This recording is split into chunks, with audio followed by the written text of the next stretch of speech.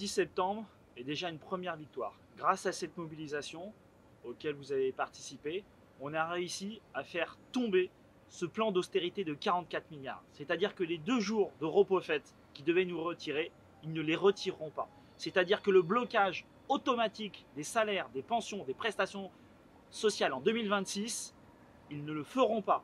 C'est-à-dire que l'augmentation de la franchise médicale, le déremboursement des médicaments, enfin, tous les 44 milliards qui se déclinaient et qui touchaient tout le monde, grâce à la contribution de toutes les personnes qui se sont mobilisées le 10 septembre, ça, ils ne reviendront pas en arrière. Là-dessus, c'est une première victoire. Est-ce qu'il faut s'arrêter là? La réponse est évidemment non. Le gouvernement est en situation de faiblesse, il faut en profiter, il ne faut pas hésiter. Le 18 septembre est la deuxième étape. Il y a l'unité syndicale. Et l'unité syndicale, c'est important. Si on veut tout bloquer, il faut faire grève. La grève, c'est la meilleure façon de tout bloquer. Et il faut faire une grève offensive. Toutes nos revendications qu'on a depuis des années, il faut aller les chercher. Il faut aller chercher des augmentations de salaire à la SNCF. Il y a un pognon dingue à la SNCF, on n'en profite jamais. 1% d'augmentation générale en 2025, c'est ridicule. Alors qu'en 6 mois, on a fait déjà 1 milliard de bénéfices et on peut financer ces augmentations de salaire et ça va nous changer notre vie. Il faut aller se battre pour qu'il n'y ait pas de dumping social dans les filiales. Voilà, aujourd'hui, il y a 5 sociétés qui sont dans des filiales, 2 à fret, 3 TER. L'année prochaine, il y en aura le double. Donc on va tous passer dans des filiales. Et aujourd'hui, le retour qu'on a des collègues, c'est dans les filiales, c'est le dumping social.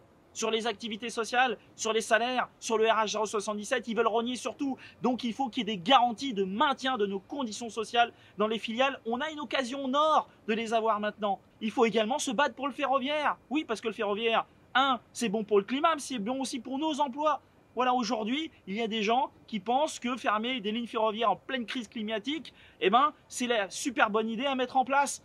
Il faut se battre pour récupérer cet argent. Et de l'argent, il y en a pour maintenir ces lignes ferroviaires, pour financer ces lignes ferroviaires, parce qu'en dehors des questions écologiques qui nous concernent nous, nos enfants, tout le monde, il y a aussi nos questions d'emploi. Quand vous fermez une ligne ferroviaire, c'est de la charge de travail en moins pour les copains d'infrastructure, pour les copains des EIC, pour les copains d'attraction, pour les copains du matériel. C'est de la charge de travail en moins. Et aujourd'hui, il y a un plan de fermeture de 2000 km de lignes, qu'ils appellent petites lignes, mais c'est des lignes ferroviaires, d'ici 2 ans si on ne fait rien.